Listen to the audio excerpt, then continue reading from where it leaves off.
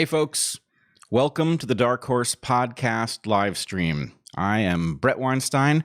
Many of you who have been watching the DarkHorse podcast know that our live streams have included Heather Hying, who will not be joining us today. Unfortunately, she has lost her voice, and rumors are not true. This is not from her participating in the rioting. She was in fact here. I am her alibi.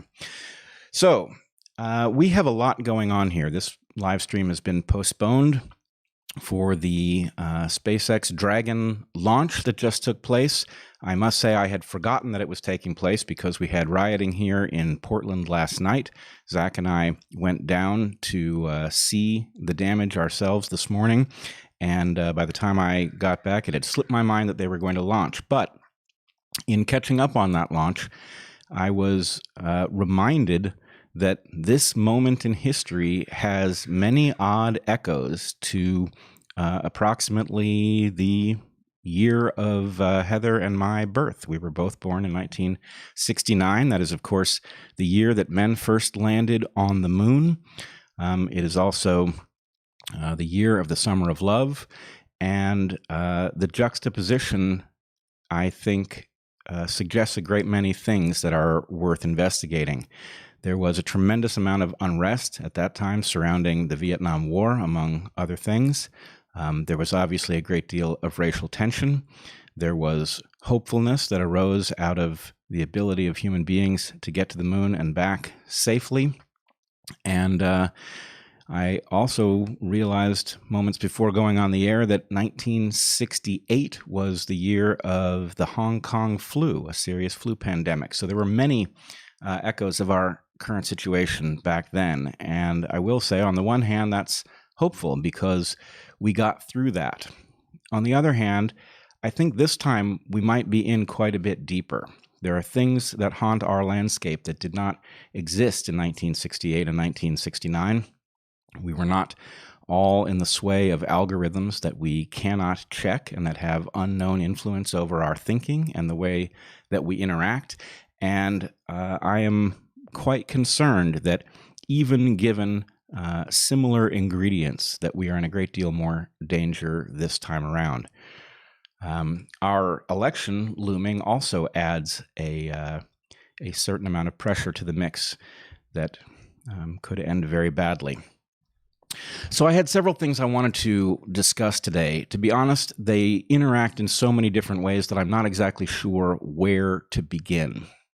Obviously, the riots that have followed the death of George Floyd, which happened very dramatically on videotape, which presumably everyone has seen. Those riots now having spread across the country, including here to Portland, are a major phenomenon. What kind of phenomenon they are is, I think, up for debate. And in some sense, the feeling I am getting, having seen the damage today and seeing what has come across my Twitter feed, tells me that they may actually be several different phenomena interacting. I don't think they're going to interact in a positive way. And I'm hoping that we, by thinking carefully about what we are seeing, can disentangle the threads in time to save ourselves from a noisy nightmare. All right, so let us talk about what has taken place. George Floyd has been apparently killed on videotape by a white police officer. George Floyd, of course, was black. He was killed by a white police officer who kneeled on his neck for more than 8 minutes as he said he couldn't breathe and then apparently stopped breathing. That, on the one hand, seems to be a very simple story. I think it is transparent to anybody who looked at the video that something very wrong occurred in that moment. On the other hand, it is very difficult to know what it is that occurred. And one of the concerns that I have is that these protests, which have now morphed into riots, are effectively predicated on the fact that we know what the story was. And if it turns out that we don't know exactly what the story was, and there are lots of ways that that could be true, then we have been moved far down a road under some kind of false pretenses. Now, again, I'm not saying that this is the case. It could be that that video is exactly what it appears to be, that this is a cop who had a race problem, and that that race problem resulted in his complete indifference to the fact that he was suffocating a man to death who died in front of many witnesses and other cops, and the other cops did nothing. But we also live in America. And in America, this cop is due a fair trial. In fact, if his punishment is to mean anything, it has to follow a fair trial. And the way that this has unfolded does raise a question about how any fair trial could possibly happen, because at some level, the violence that has unfolded already will be reinvigorated if any result other than a full conviction on the maximum charges occurs. And in fact, the protesters have demanded that the charges that have been leveled, which, as I understand it, are third-degree murder and manslaughter, are not sufficient.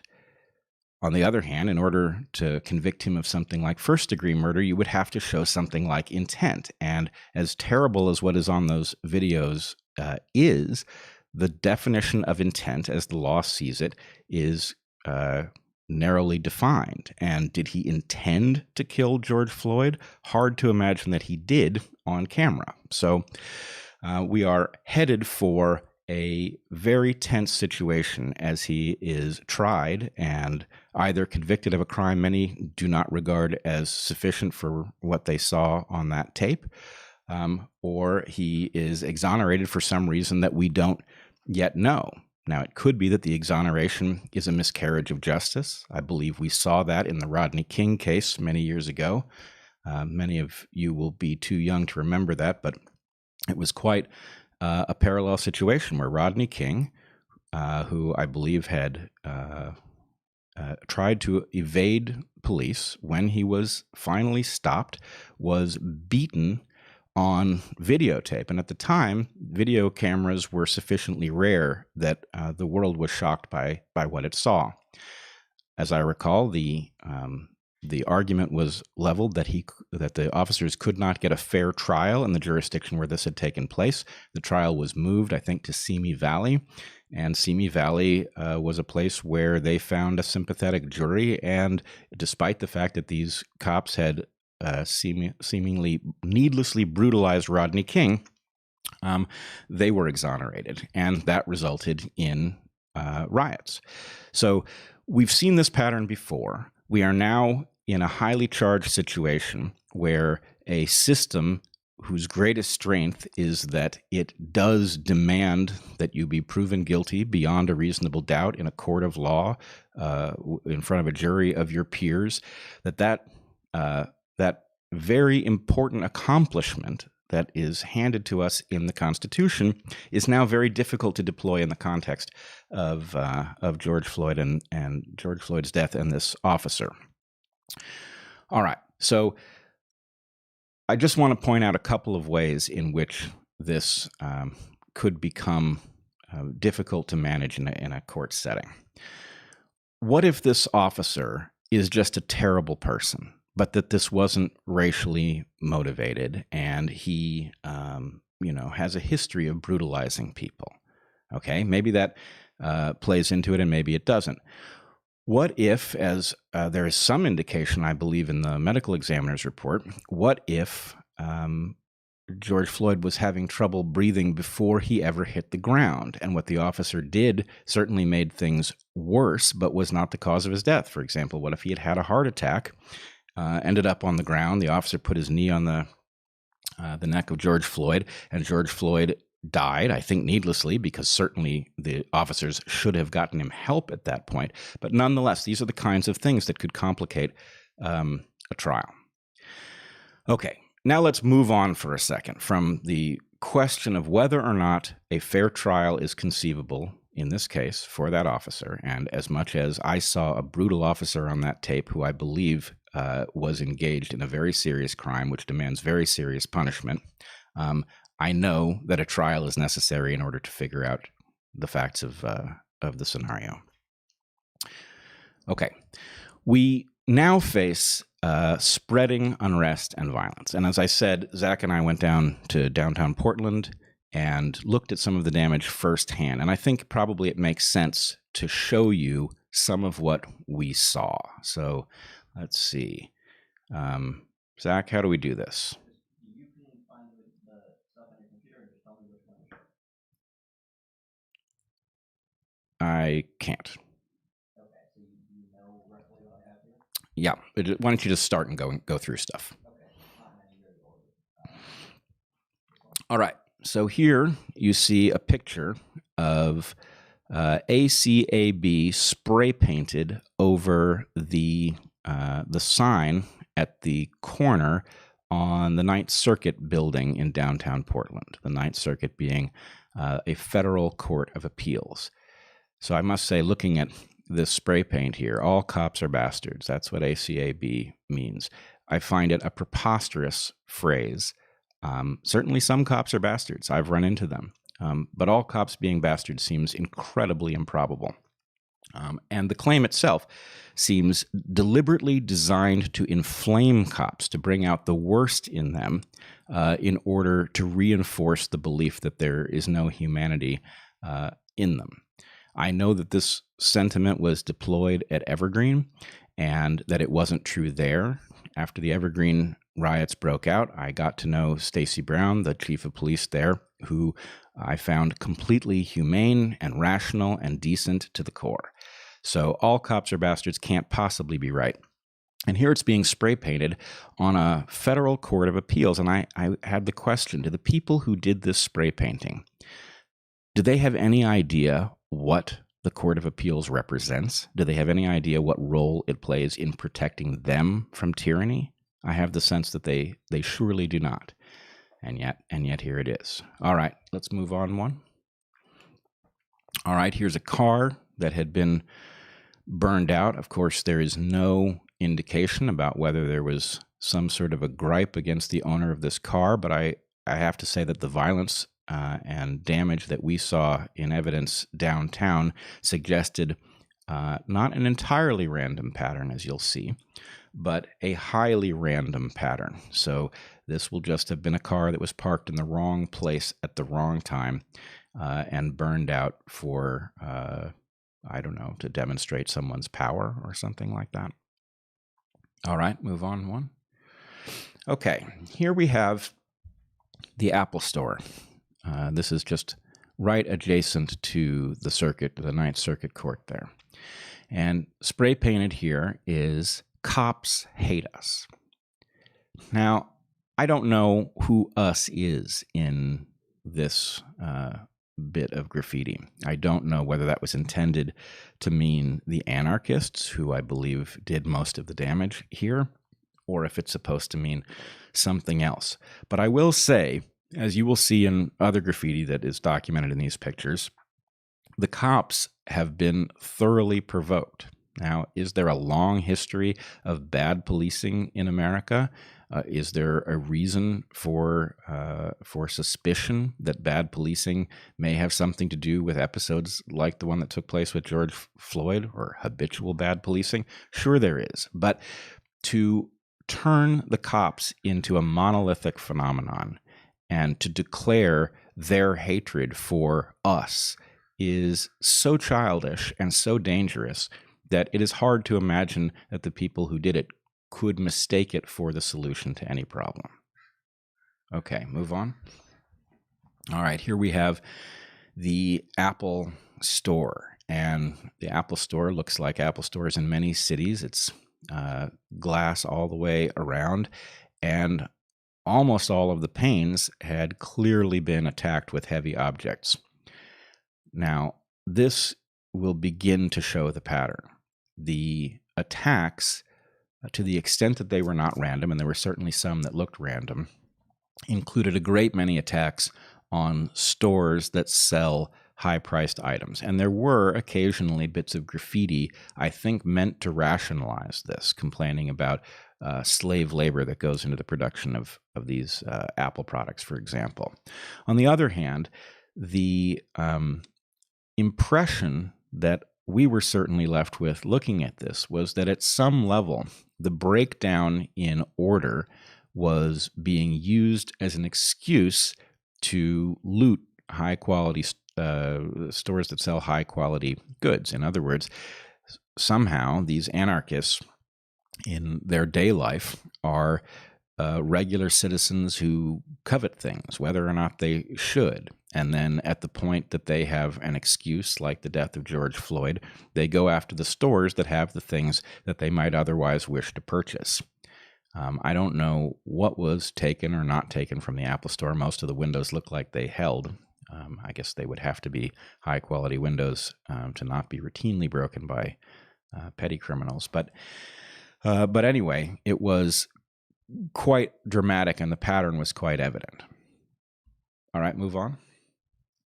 All right, now this photo is one of two. I don't know if they're in sequence here or not. This photo is of a trash can near one of the important parks in downtown Portland, and the trash can has been burned.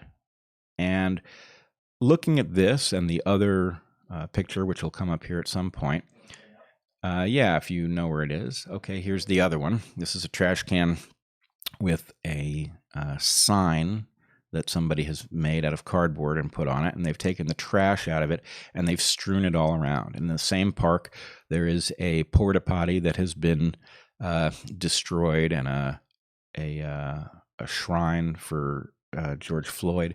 But in any case, the attack on the trash cans, I think, is particularly telling because everybody benefits from the proper functioning of municipal trash cans and trash collection service that picks these things up. Just the same way everybody benefits from a city in which you can walk down almost any street and not worry about random violence or theft. You know, the policing and the trash, when they work correctly, are nearly invisible, and they make life vastly better for us. And it has struck me since I began encountering anarchists years ago, actually during the Occupy protests where anarchists took over the movement, that the anarchists have no concept of what actually makes their lives possible. They have a fairy tale notion about what things are unnecessary and what things they could do better themselves.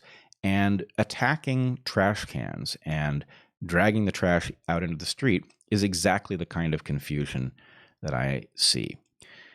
At Evergreen, the anarchists famously wanted to eliminate the police from campus, and they wanted what they called community patrols. And inside of hours of starting their community patrols after George Bridges stood the police down, people were being intimidated and brutalized by bat-wielding students. That's what community patrols broke down into: the lack of a system like the courts, the lack of policing that is properly set in motion.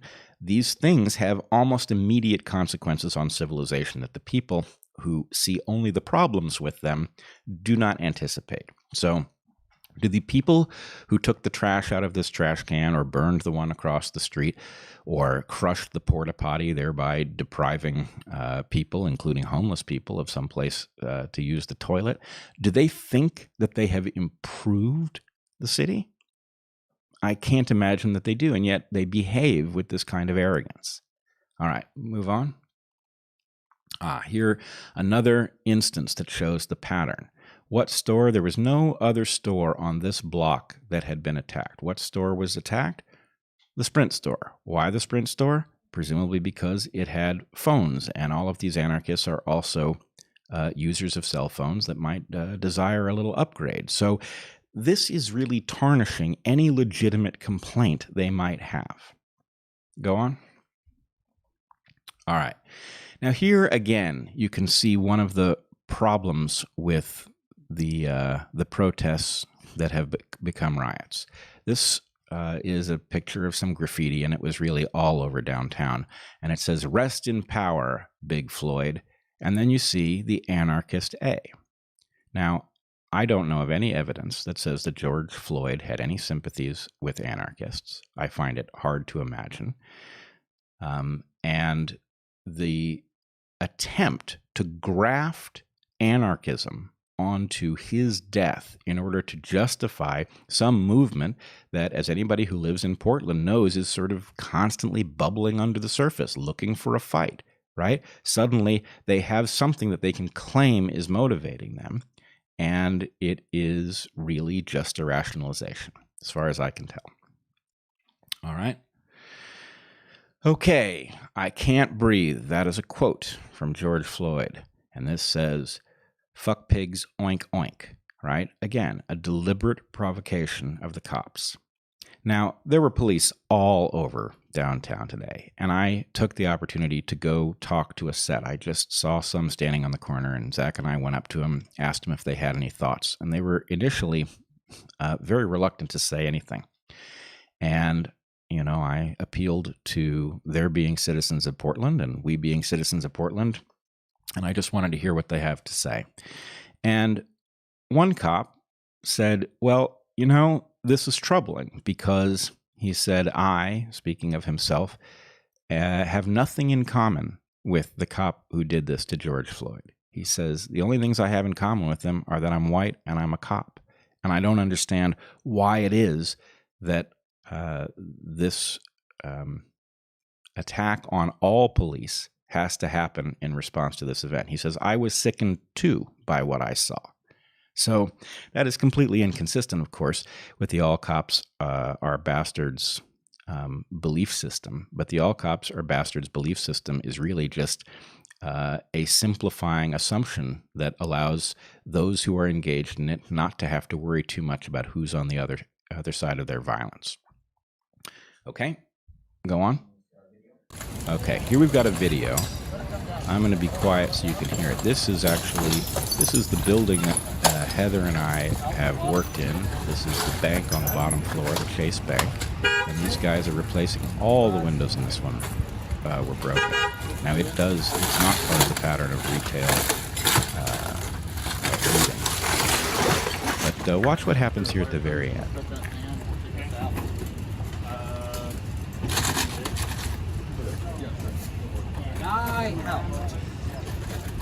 Now, I can't hear this. You guys can hear the audio here. But what that guy said as he walked by was proudly that he had participated. He said he had helped to tear apart the bank there. Now, I don't have any great love of Chase. Chase is one of the banks that we use, and I have my problems with them. Nonetheless, here's a guy walking around in broad daylight, proud to have destroyed this institution. Now, what does he think is going to happen to the costs that they inflicted on Chase? That's going to come back to Chase customers, and just like everything else, it will be dealt with. Do they really think they solved a problem? I can't imagine how they would, and yet they certainly seem to. Okay, so... Oh, yes. Actually, we should look at that tweet. Now, this is Mayor Ted Wheeler. Ted Wheeler says, burning buildings with people inside, stealing from small and large businesses, threatening and harassing reporters, all in the middle of a pandemic where people have already lost everything. This isn't calling for meaningful change in our communities. This is disgusting. This is actually a highly unusual tweet for our mayor. I have been highly critical of our mayor, among other things, for coddling the so-called anti-fascists who are constantly picking fights in the streets of Portland. By coddling them, by effectively letting them do what they do without arresting them, even when they're doing absurd things like taking over intersections and directing traffic, he has left them with the impression that what they are doing is okay. But even Ted Wheeler has now apparently had enough. Now, I had some, frankly, pretty pointed things to say about Mayor Wheeler, and I noticed that the tweet below this one says that he has actually been called back to the city that he had left to go attend to his dying mother. And in light of the fact that he is facing that terrible crisis, I'm inclined to give him a pass. I do, however, want to point out that if Ted Wheeler has finally understood that the coddling of the so-called anti-fascists is only going to result in more violence, that's a very good thing for Portland. I hope the lesson sticks. And Mayor Wheeler, I'm sorry to hear about your mom. That's a terrible thing to face. And I think all decent people understand that no matter whether we're supporters of yours or not, that you're going through something serious.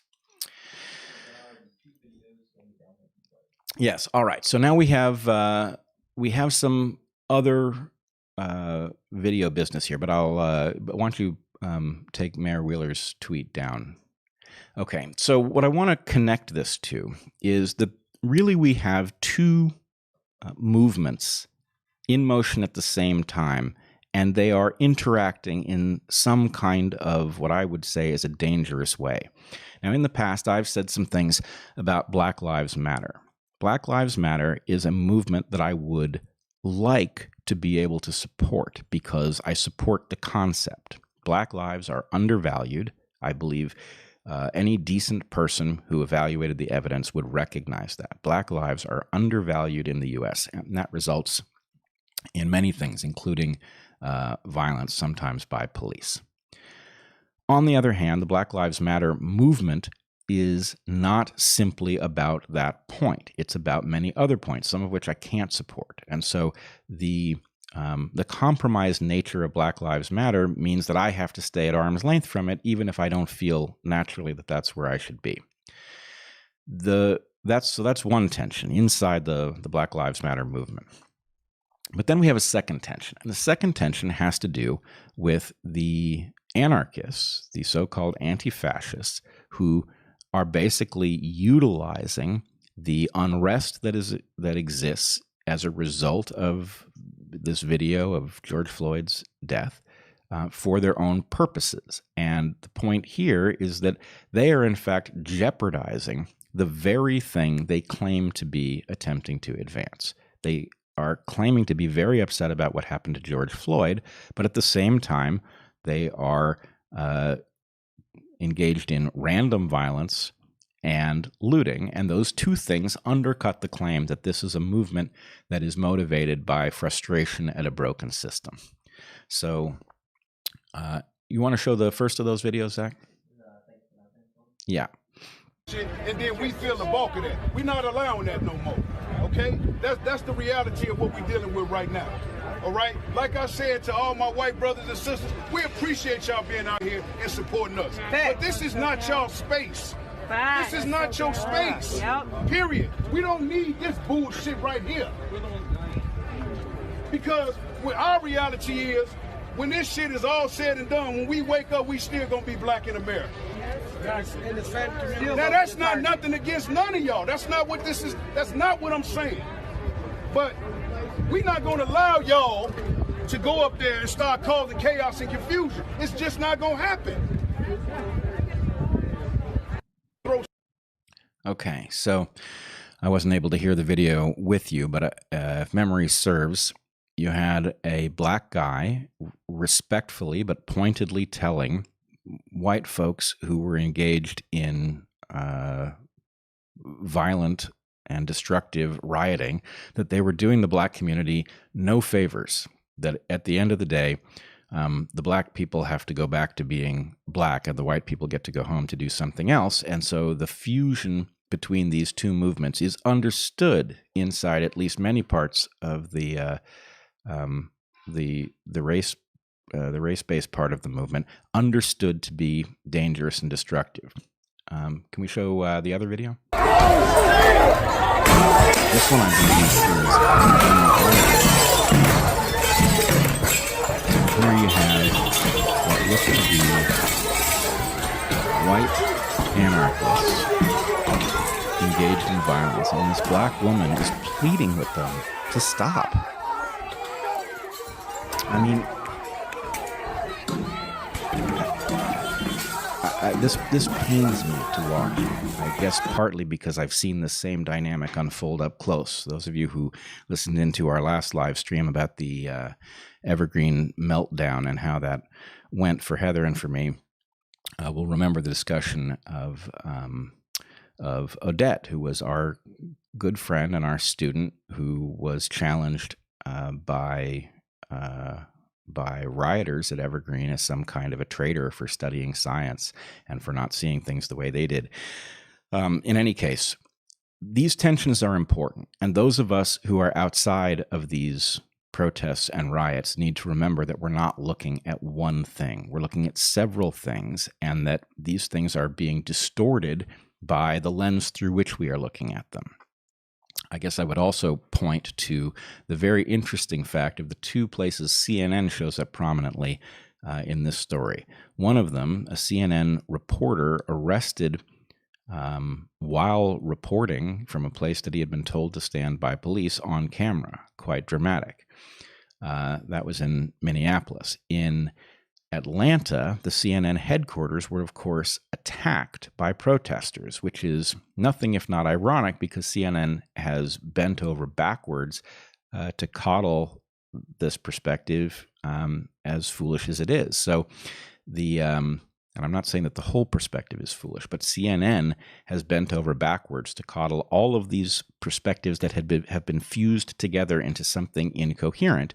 And what was the upshot, or what was the outgrowth of their spending all of that time trying to find a reason where in many cases there wasn't any, is they got targeted because the mob doesn't pay any attention to who has done its bidding. Frankly, it just comes for everybody. All right.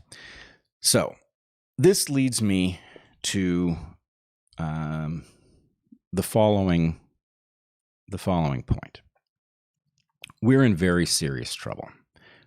America has a very serious race problem. We have not fully dealt with it.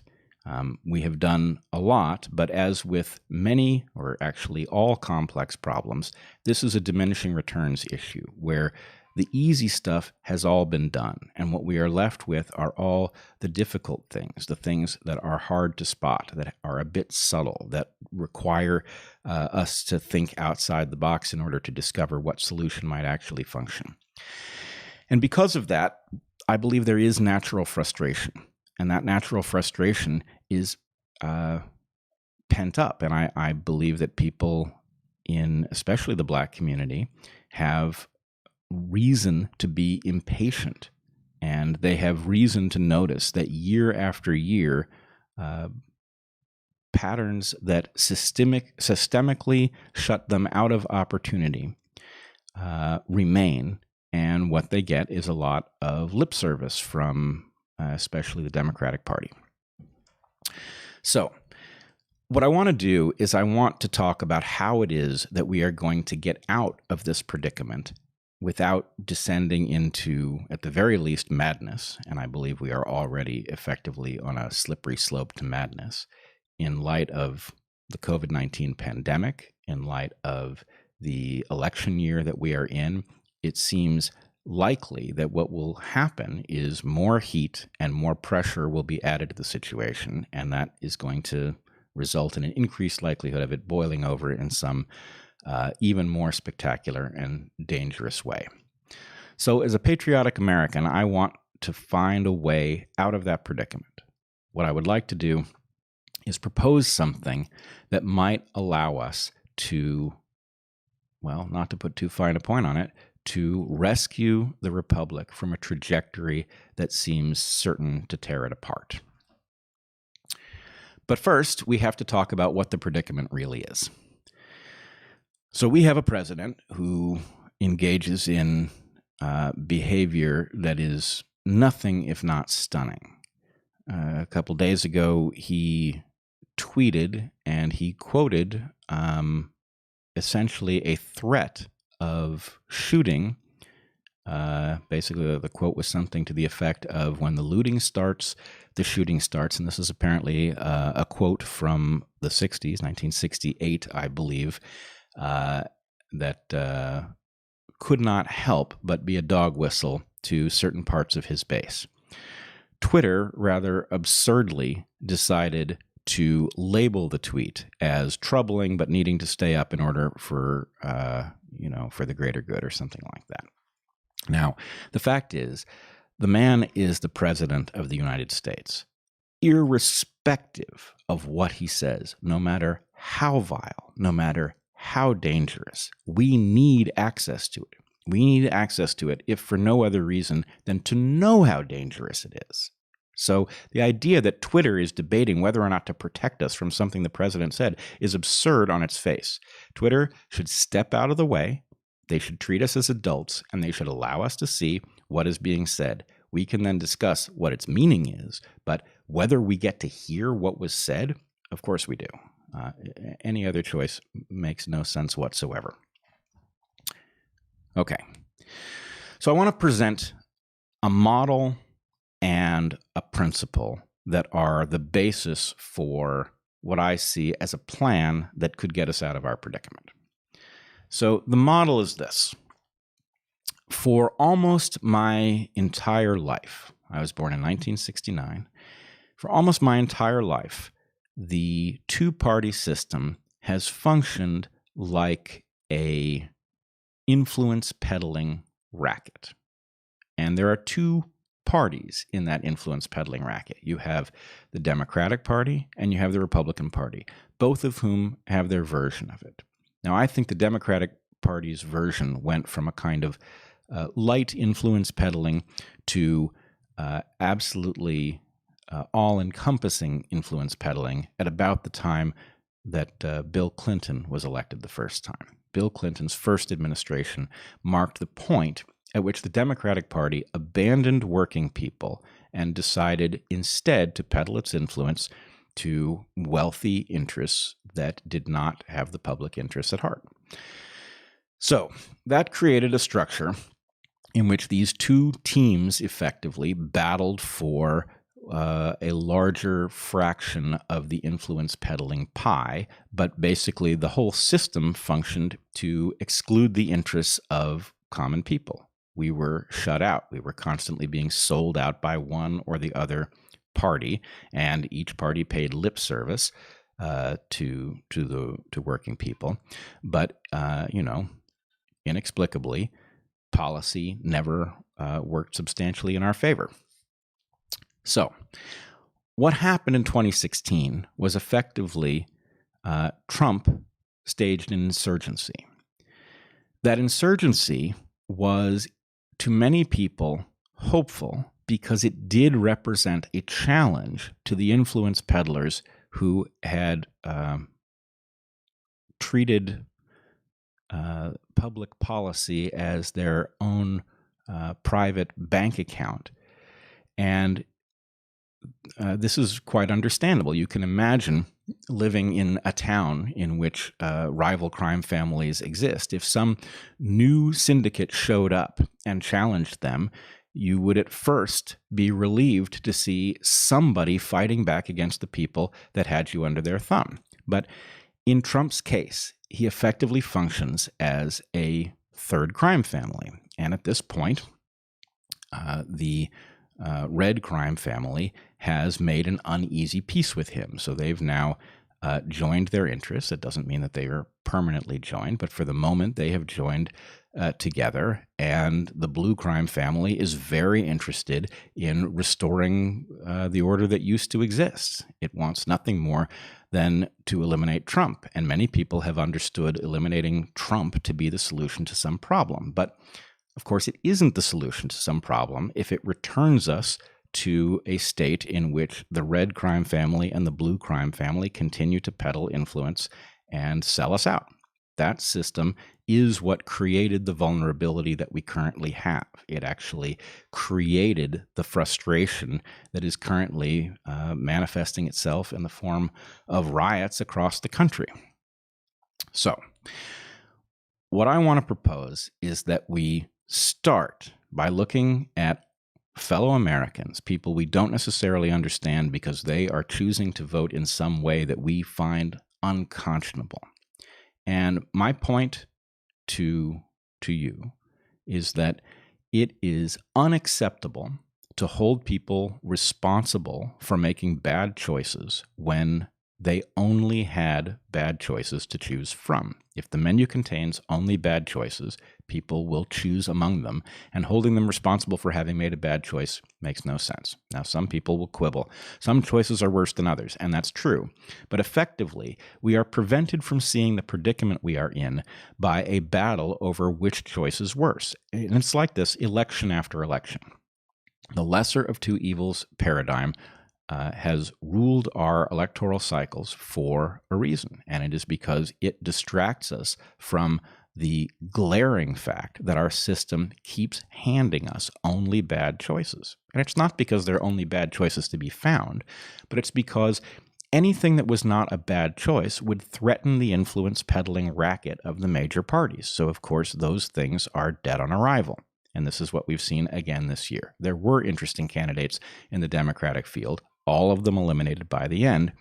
And now what we are left with, apparently, is a competition between these two decrepit clowns. Now, I don't know about you, but I cannot imagine a worse moment to be left with a choice between decrepit clowns than this one. In light of COVID-19, in light of the racial tensions that are threatening to tear the country apart, in light of the predicament we find ourselves in with China, which manufactures most of what it is that we consume, and yet is a hostile state with hostile interests that is clearly aware of the vulnerability we have created for ourselves. So, what are we to do? That's really the question.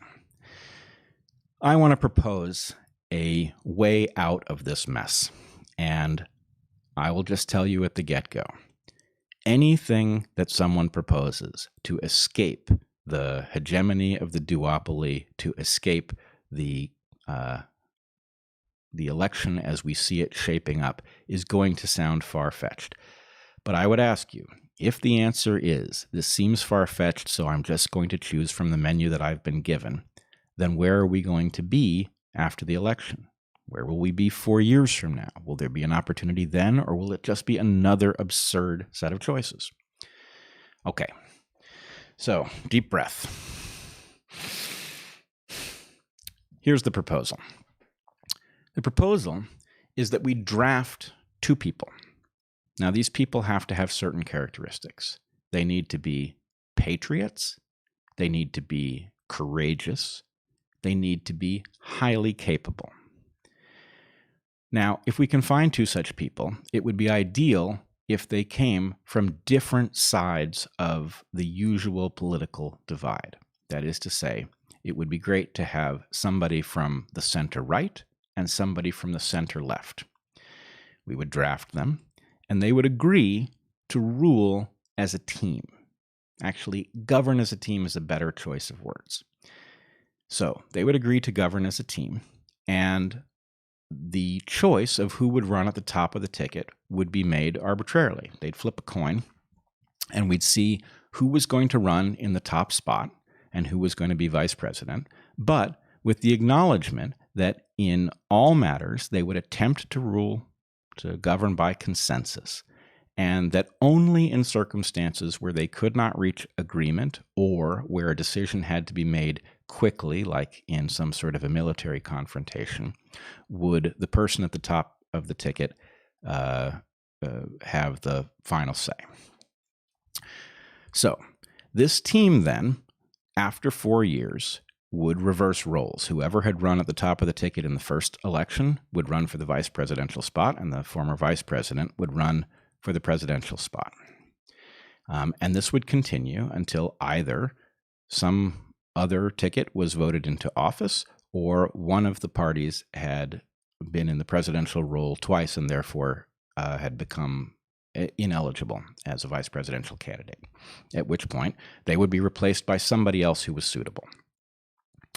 Now, this plan solves a number of different problems. Most importantly, it escapes the hegemony of the parties, and it would put highly competent patriots in the position of ruling or governing in the American people's interest in a transparent way. It does not require us to alter anything about the Constitution or to pass any laws in order to make it work. Now, of course, it has obstacles. Primary among them is the question of who the individuals who were chosen would be. Now, I've done a lot of thinking about that question, and I've concluded that the person who is best suited for the role on the center right is fairly clear, and I would suggest that it would be Admiral William McRaven.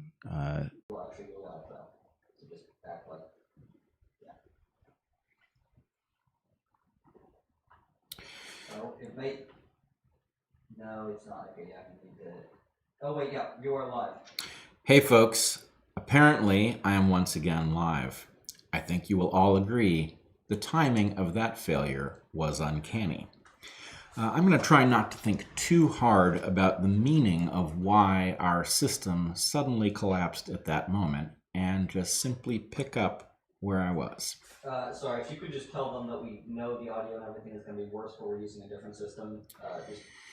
Zach has asked me to convey that because we have been forced to resort to a backup system, we know that the sound is not quite as high quality as we would like.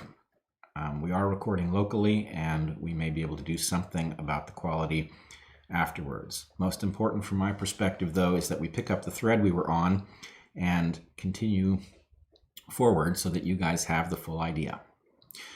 I believe the last thing you heard me say was that in the center-right position, I would advocate Admiral William McRaven, current Chancellor of the University of Texas. He is obviously a courageous person. He is obviously highly competent and clearly a patriot.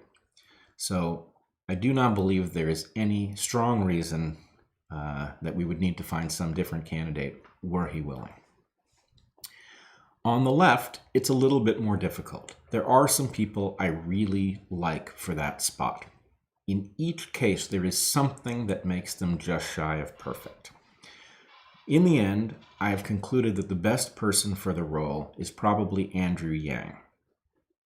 In Andrew Yang's case, he has demonstrated that he is capable of thinking outside the box. He's demonstrated that he's courageous and all in when it comes to mounting a campaign, and I'm sure he would do the same thing in the role that I've proposed.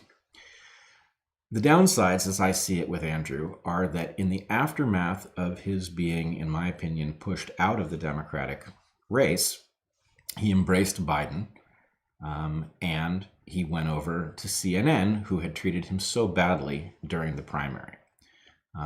That said, I don't see either of those as fatal problems, and I would certainly trust him to do an excellent job were he elected. Okay, so now you have the outlines of the plan. What problems does it solve? Well, in one fell swoop, it would remove the power of the parties over the presidency, and it would put the presidency in the hands of people with excellent leadership capacity, excellent insight, and most importantly, people who hold the public interest in high regard. All right, so that's the plan. Now, I think probably the best thing to do is for me to take a brief break and then to return, and we can do our question and answer session. I will start with the questions that came in on the initial stream, and I believe we have now switched to the second stream, and you're... No, we are still on the first stream. Oh, Zach tells me we're still on the first stream. All right. Well, this uncanny collapse of our system in mid-discussion has left me a little bit confused about where we are technologically. But nonetheless, I think it makes sense at this point for me to take a 5-minute break and then return. No, give it 15 minutes just to Sorry, folks. Zach is telling me that we need 15 minutes in order to make this work. So I will take 15 minutes and I will return to answer Super Chat questions. All right.